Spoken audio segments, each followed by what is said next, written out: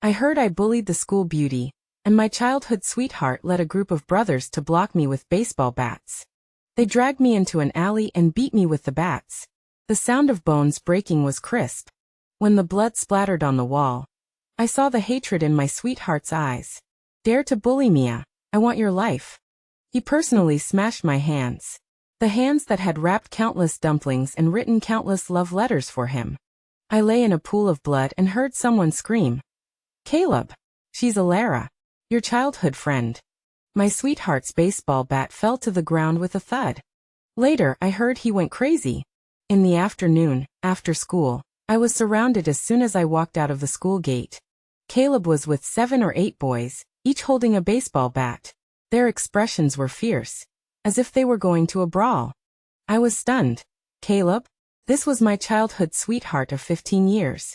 This morning he had still smiled and accepted the bento I made, saying we would watch a movie together tonight. But now, the look in his eyes was as cold as a knife. He sneered, spinning the baseball bat in his hand. Alara, you've got some nerve. I didn't understand what was happening and tried to step forward, but was pushed back by a boy behind him. Stop pretending. You pushed Mia down the stairs at noon. She's still in the hospital. Push down the stairs. I hadn't even met Mia. I was in the art room painting all noon, preparing for next week's competition. I didn't. Shut up. Caleb suddenly swung the baseball bat, and I instinctively backed away. The unfamiliarity in his eyes chilled me. Was this the same Caleb who would take off his school uniform to shield me from the rain? The same Caleb who would stay up all night when I was sick, repeatedly wiping my forehead with a wet towel? But now he looked at me like an enemy. Mia said it herself. You were jealous of her and pushed her on purpose. Someone echoed. Yeah, a lot of people saw it. I looked around. These were all Caleb's basketball team brothers. They usually joked with me, calling me sister-in-law. They said that when Caleb proposed, they would form a team to be the groomsmen. Now they were holding baseball bats, eager to strike. I really didn't. I was in the art room at noon. Enough. Caleb interrupted me, his voice filled with disappointment and anger.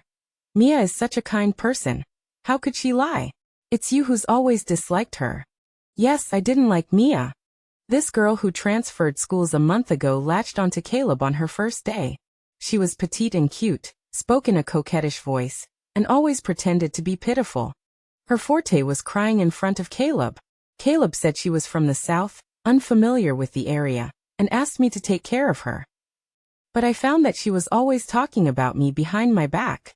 Saying I wasn't good enough for Caleb, saying I was a toad trying to eat swan meat. She even deliberately fell in front of Caleb, insisting that he carry her to the infirmary. Even though she only scraped her knee, she cried like a rain-soaked pear blossom. But I didn't push her down the stairs. I didn't even bother to pay attention to her. Caleb, you believe me, I really didn't. He suddenly stepped forward and grabbed my hair. The force was so great that I felt like my scalp was about to be torn off. Still quibbling? Mia is lying in the hospital right now, and you're here pretending to be innocent. Sharp pain came from my scalp, and tears streamed down my face. At that moment, I realized they weren't here to clarify things. They were here for revenge. And Caleb had already condemned me. I was dragged into the alleyway next to me. It was a dead end, rarely frequented by anyone. The sun was setting, and the alley was dim. There was still the graffiti Caleb and I had drawn together last year on the wall, 2 stick figures holding hands, with "Forever Together" written beside them. It felt so ironic now. Caleb released my hair, and I fell to the ground. Caleb, we grew up together, you should know me. I looked up at him, trying to find a trace of hesitation on his face. No. He sneered, the Alara I know wouldn't be so vicious. The first blow landed on my shoulder. A dull pain spread through my body instantly, and I screamed. This is for Mia. The second blow struck my leg. I curled up, trying to protect myself. But the baton fell like rain. On my back, legs, arms. Each strike was full of force. I heard the sound of bones breaking. Very crisp, like porcelain shattering. The taste of blood spread in my mouth. I didn't know if I had bitten my lip or if my internal organs were injured. Caleb. Stop. My voice was as faint as a mosquito's buzz.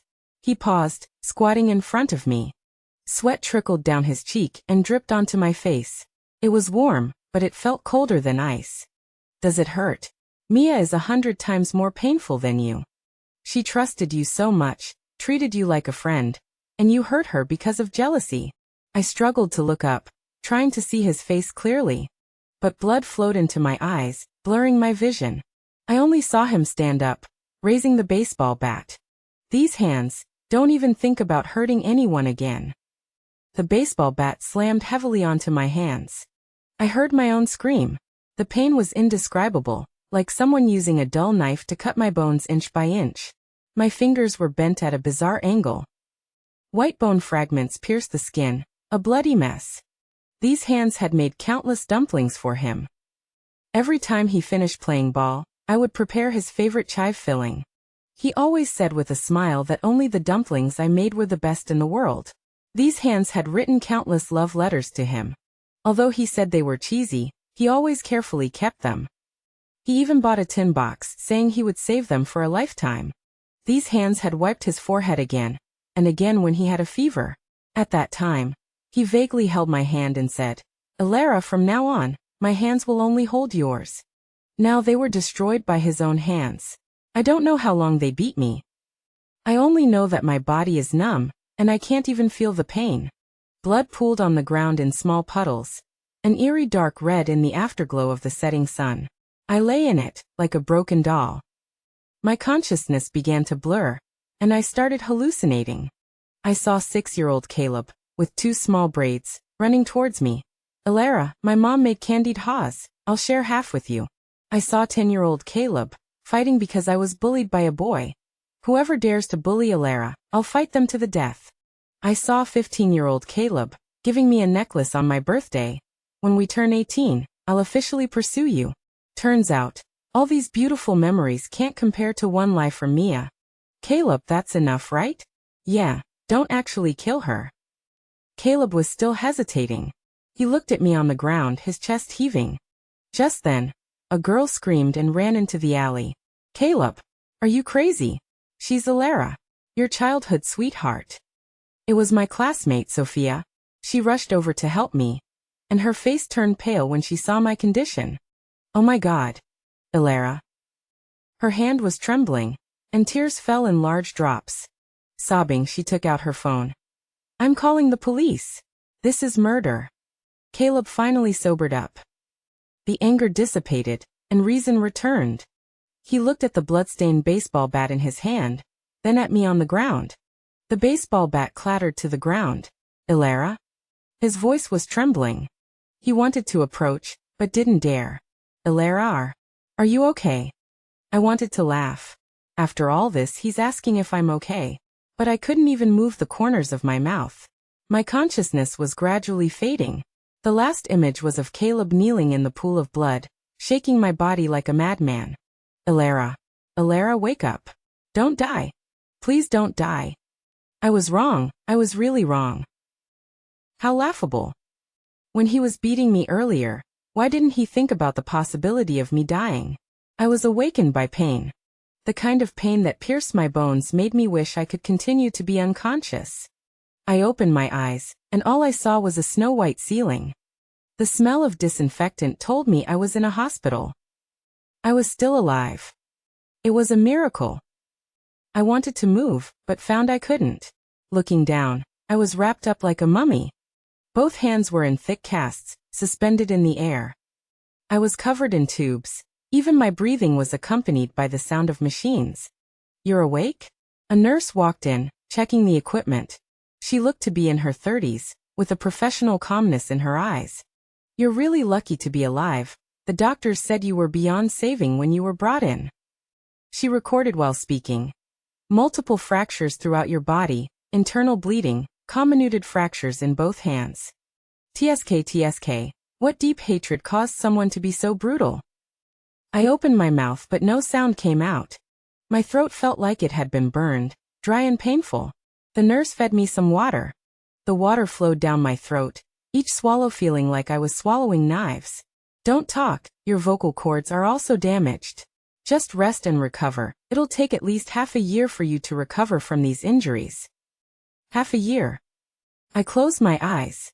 The college entrance exam was in half a year. My dream was to get into the Central Academy of Fine Arts and become a painter. But now my hands. The nurse seemed to sense my thoughts. Don't think too much, saving your life is the priority. As for your hands. The doctor said they did their best, but it will probably be difficult to fully recover. I opened my eyes, tears streaming down my face. Not because of the pain, but because of despair. What can a painter do without their hands? Oh, there's a boy outside who's been waiting for 3 days and nights, says he's your boyfriend. Do you want to see him? Caleb. I opened my eyes and shook my head with difficulty. The nurse nodded understandingly. Yeah, who would want to see the person who beat them up like this? She didn't know. He wasn't just an ordinary abuser. He was the person I had loved for 15 years. He was the person I thought I would spend my life with. I stayed in the ICU for a week. The most painful thing every day wasn't the physical pain, but the clear realization that my life was ruined. The doctor would shake his head every time he made rounds. It's too severe. He had 3 surgeries just to save his life. The nerves in his hand are severely damaged. Forget painting. He'll have trouble even holding chopsticks in the future. During that time, Caleb tried countless times to see me, but was stopped by the nurses. He stayed outside the door, not eating or drinking. One time, a nurse couldn't bear it and advised him. Young man, she doesn't want to see you. It's useless for you to wear yourself out like this. Through the door, I heard his voice, hoarse and unrecognizable. I have to see her. I want to apologize to her. Apologize? If apologies worked, what would we need the police for? Later, his mother came and dragged him away. Caleb's mother came in and looked at me, crying on the spot. Elara, I'm so sorry. Caleb, that bastard. I'll make sure he gives you an explanation. An explanation? What explanation can restore my hand to its original state? What explanation can let me continue painting? When Sophia came to see me, she brought shocking news. Mia wasn't pushed down the stairs at all. She said angrily. She sprained her ankle herself, but said you pushed her. Now the surveillance footage is out, and you weren't even in the teaching building at noon. So that's how it was. I closed my eyes, and tears streamed down my cheeks. That bitch even pretended to be innocent, saying she was just joking, and didn't expect Caleb to do this. Sophia held my hand, wrapped in bandages carefully, afraid of hurting me. Elara, you have to sue them. Let them go to jail. I shook my head. It's not that I don't want to. It's that I don't have the strength. I have trouble even speaking now. How can I file a lawsuit? Moreover, what I want most is not legal sanctions. What I want is for Caleb to live in regret for the rest of his life. Elara. Sophia cried. I'm sorry. I wish I had found you sooner. It's not her fault. I can only blame myself for falling in love with an idiot. An idiot who would rather believe an outsider than believe me. Caleb went completely crazy after knowing the truth. Sophia wiped her tears and said. He rushed to Mia's house and almost strangled her to death. Later he was pulled away and started banging his head against the wall, saying he wanted to pay you back with his life. Now his mother watches him every day, afraid he'll commit suicide. The school is also in chaos. Mia is being cursed by everyone, and is too afraid to come to school. I was indifferent. His madness, his regret, have nothing to do with me. From the moment he raised the baseball bat, everything between us was over. 15 years of relationship, no match for a transfer student's lies. Such a relationship, I'm better off without it. After being transferred out of the ICU, I was assigned to a regular ward. The most painful thing every day wasn't the physical pain, but the rehabilitation. The doctor said my hand was too severely injured, and even with recovery, it would be difficult to fully restore its original function. It would be difficult to write later, let alone perform fine motor skills. He held up the X-ray, pointing to the dense cracks on it. See? A comminuted fracture, the bones are shattered into pieces. It's a miracle they could be reattached. I looked at my hands wrapped in bandages, my heart ashen. My dream was to be a painter. Since I was little, I've loved painting the most. Now that dream is completely shattered. My mother rushed back from out of town, and when she saw me, she cried her heart out. My daughter. How could this happen? While crying she cursed, that beast Caleb. I watched him grow up. How could he turn out like this? She wanted to go and settle the score with Caleb, but I stopped her. Mom, don't go. My voice was hoarse, like an 80-year-old woman. Why? He hurt you like this? Yes, why? Probably because I want to see him suffer with my own eyes. The punishment of the law is too light. Intentional injury, even if he's sentenced, it will only be for a few years. After a few years, he'll come out and still be able to live a normal life. But what about me? My hands will never be the same. What I want is to crush his spirit. To make him live with guilt for the rest of his life, which is more painful than being in prison. There was a quarrel outside the ward. I must see her. Please. It was Caleb. His voice was hoarse and desperate, like a madman. Get out. You still have the nerve to come. My mother rushed out, showering him with curses. Can you face Alara? She loved you so much, did so much for you. But you hurt her like this because of an outsider. Do you know what her hands mean to her? She wants to paint. You've ruined her life. I heard Caleb crying. A tall, strong man crying like a child. Auntie, I was wrong. I was really wrong. Please let me see Alara. I'll kneel to her. Please. Then there was the sound of knees hitting the ground. Once, twice, 3 times. He was kowtowing. I closed my eyes. There wasn't a ripple in my heart. His tears, his repentance can't bring back my hands. Caleb began his path of redemption. He dropped out of school to take care of me full-time. He was the first to arrive at the hospital every day and the last to leave. My mother couldn't stop him, and could only let him stand guard outside the ward. He didn't dare come in, but looked at me through the glass window. His eyes looked like a dog that had done something wrong. The doctors and nurses all knew him. You again? She doesn't want to see you. What's the point of you being here? He didn't speak, just stubbornly stood guard. Later, unable to resist him, my mother let him in. But there was a condition. He was not allowed to talk to me. He agreed. So every day he silently did things. Helping me wipe my body, feeding me, and cleaning up my waste. Working tirelessly, like a caretaker. I didn't speak, nor did I look at him. I treated him like air. He would talk to himself, repeating the same few sentences over and over. Alara, I'm sorry. I'm a bastard, I deserve to die. You can hit me, scold me, just don't ignore me. One time, he was helping me change my dressing. Seeing the hideous scars on my hand, he suddenly broke down. The scars crisscrossed, covering the back of my hand like centipedes.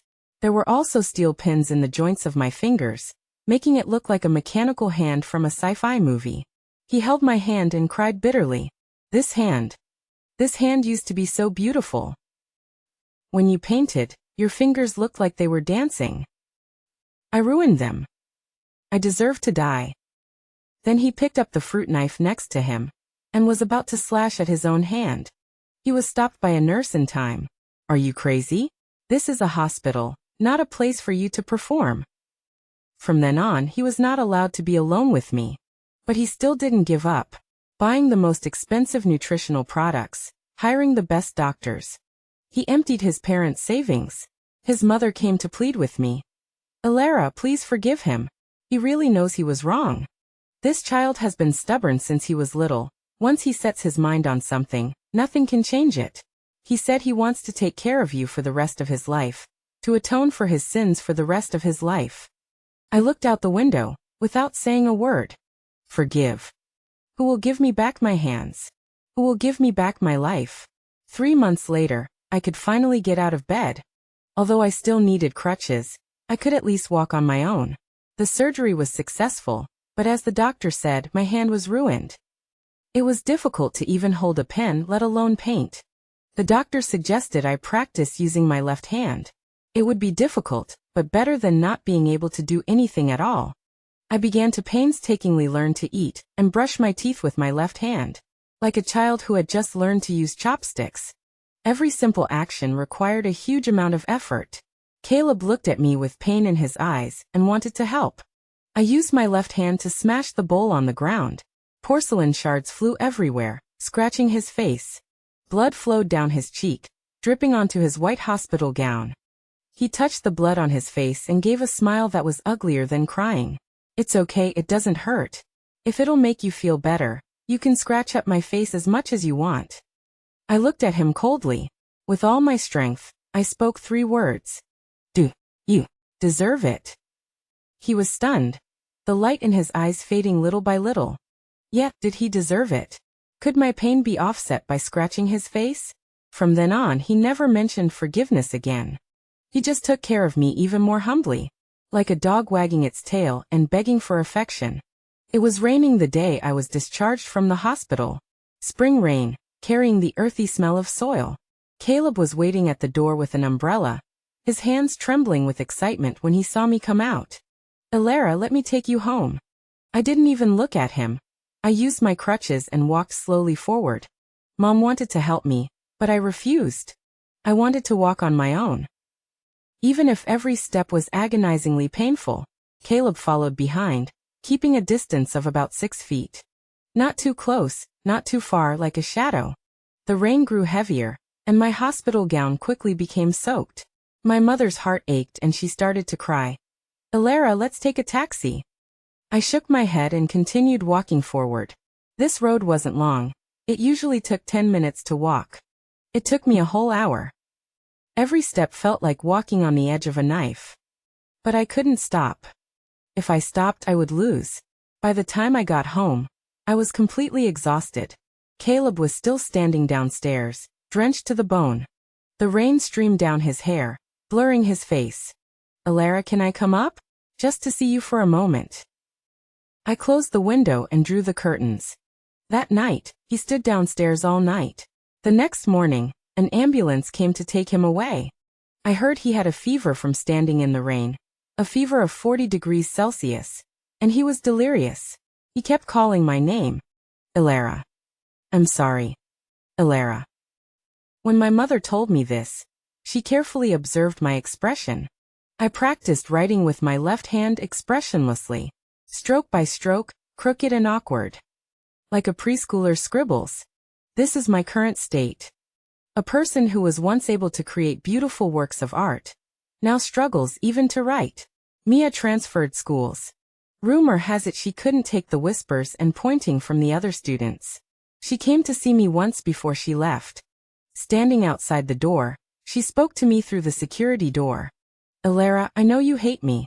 Her voice was still so saccharine, it made me sick. But I really just wanted to play a joke. Who knew Caleb would be so impulsive? I sneered. "A joke? Destroying someone's life is just a joke? You know what? I've hated you since day one." She suddenly said, her voice laced with malice. "Why could you get Caleb's love? You're not pretty, and you're not gentle. So I wanted to steal him. I wanted to let him know that I'm 100 times better than you. But he only had eyes for you. Even if I pretended to be pitiful, he only treated me like a sister." She laughed, a bizarre laugh. "So I thought of a way to make him hate you.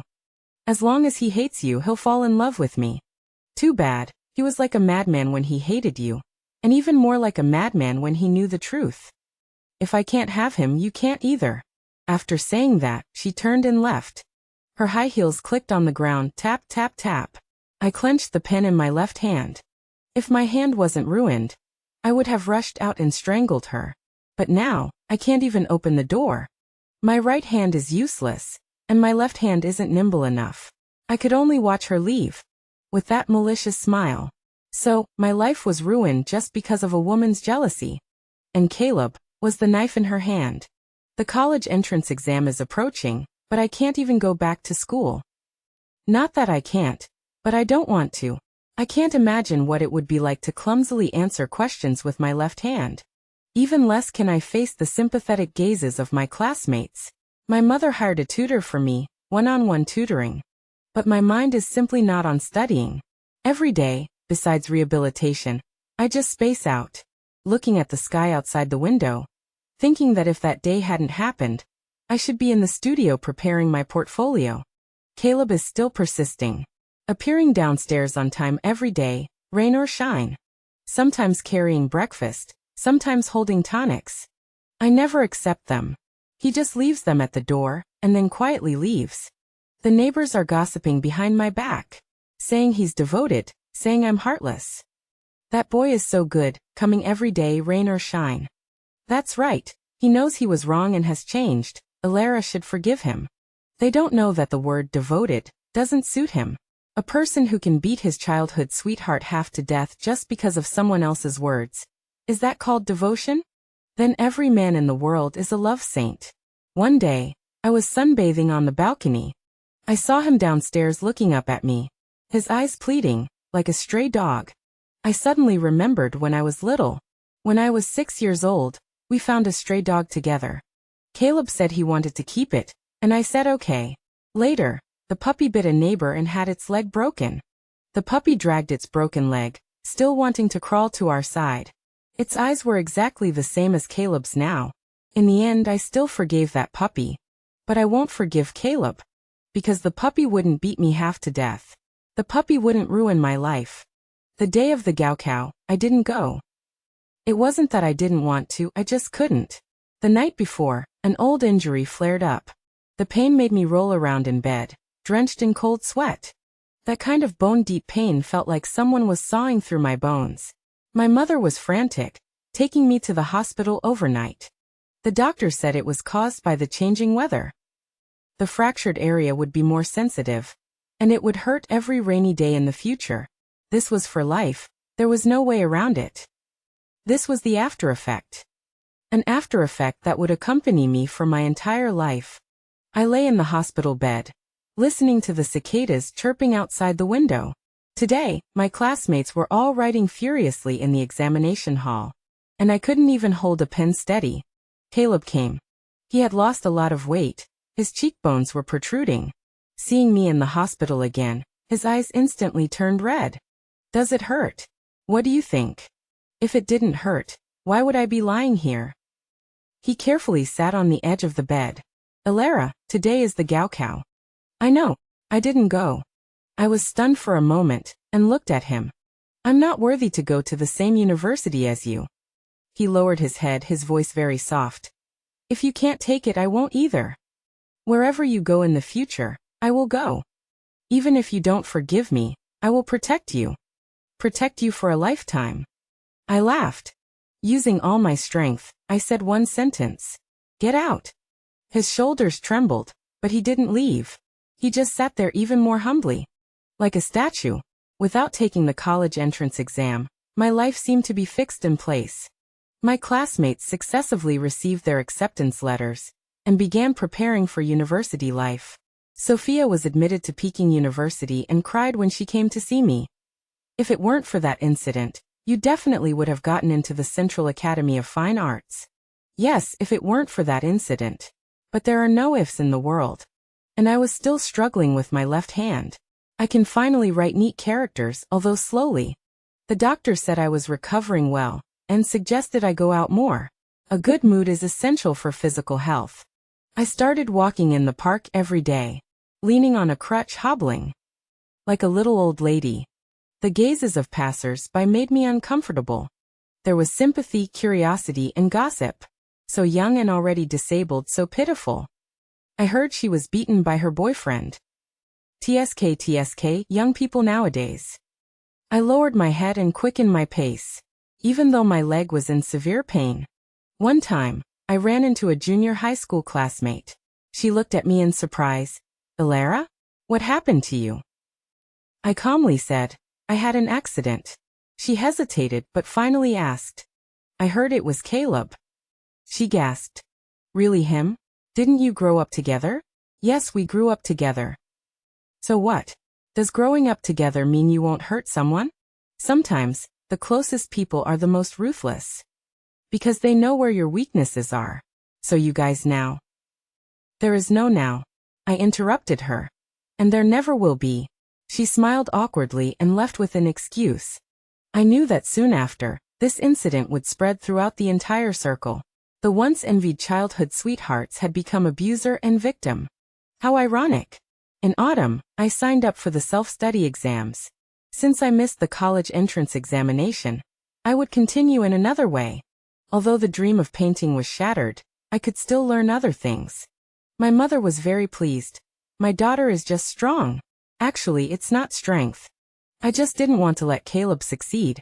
He ruined my hand, ruined my college entrance examination. But he can't ruin my life. I want to live even better than before. Let his guilt haunt him, never to be relieved. The learning process was difficult. Writing with my left hand was never as flexible as my right. The speed of solving problems was despairingly slow. But I persevered. 8 hours of study every day without fail. Starting from the basics, accumulating little by little. Caleb was still guarding downstairs. He rented the apartment across the street and sat by the window watching my house every day. Like a perverted stalker. The neighbors were used to it. Sometimes they would joke, "Caleb, are you here to repent again today?" He would always nod with a bitter smile. Someone advised him, "Young man, you should let it go. You're only hurting yourself by continuing like this." He shook his head. "I can't let it go. This is what I owe her." Oh, what he owes me, he can't repay in this lifetime. He can't repay it in the next life either. In the blink of an eye, a year had passed. I was accepted into a local university, although it wasn't a prestigious one. But for a disabled person, it was already a miracle. The day the acceptance letter arrived, my mother cried. "My daughter, you've really done well." I hugged my mother and cried too. This year had been too difficult. Every pain-filled night, every struggling morning. All for this moment. To prove that I could still stand up. When Caleb found out, he set off fireworks downstairs all night long, disturbing the entire neighborhood so no one could sleep. The next day he was taken away by the police. Disturbing the peace, fined $5,000. He paid the fine and set them off again that night. This time he was directly detained. After he got out, he was honest for a few days, then switched to sending flowers. 999 roses, arranged in a heart shape. There was also a card on it. "Congratulations, my pride." I told my mother to throw them all away. He doesn't deserve to say those words. My pride has nothing to do with him. Everything about me has nothing to do with him anymore. University life was harder than I imagined. Although my classmates were friendly, I still couldn't escape the strange looks. Especially in PE class. While everyone else was running, I could only walk slowly on the sidelines. The sound of my crutches hitting the ground was like a series of question marks. Click, click, click. Why are you like this? What happened to you? Can you ever recover? Everyone was curious, but no one dared to ask. Until one day, a boy couldn't hold back. "Excuse me, is your leg a congenital or acquired condition?"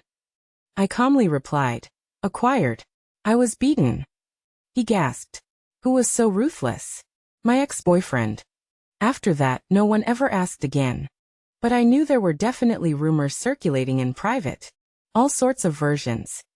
The most outrageous one was that I cheated and got caught, and my ex-boyfriend broke my leg in a fit of rage. It made me want to laugh. If only that were the case. At least then I would have actually done something wrong. But the truth is I did nothing wrong. My mistake was trusting someone who wasn't worth trusting.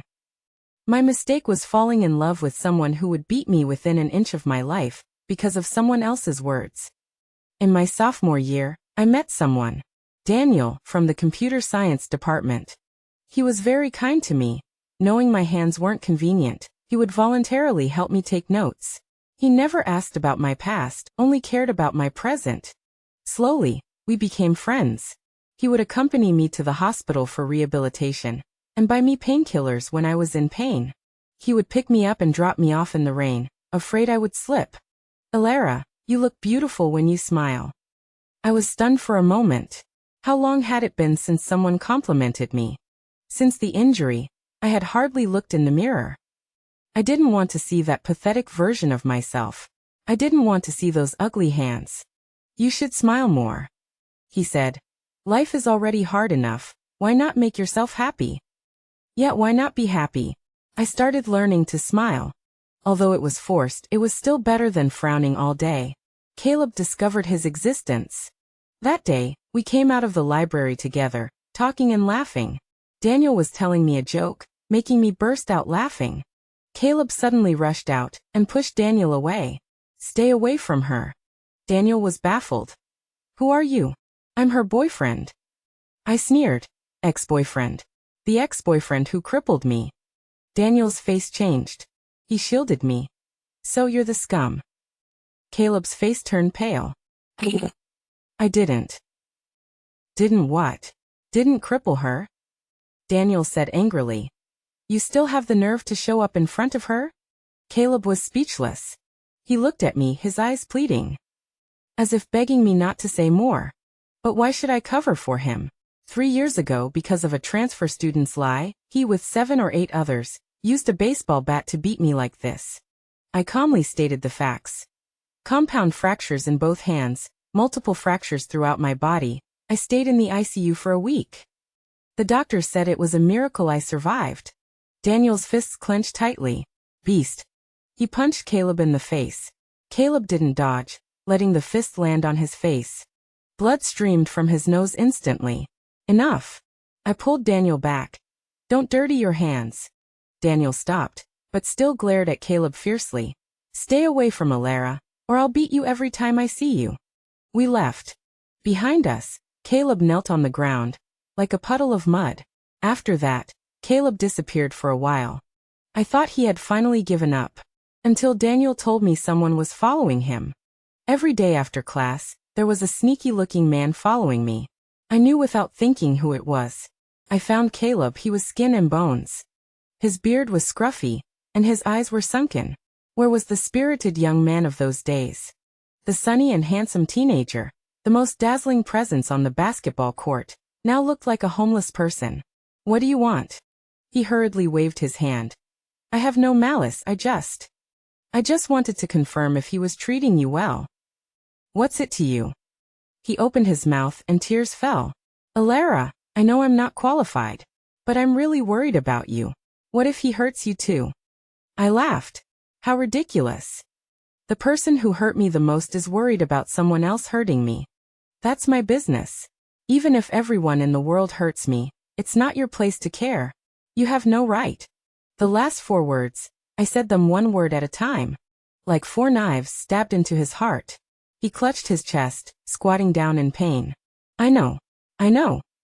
Then get far away. Don't let me see you again. I turned and left. Behind me came suppressed sobs, like a wounded beast howling in pain. But so what? Can his tears turn back time? Can it restore my hand to its original state? Can it let me continue to paint? No.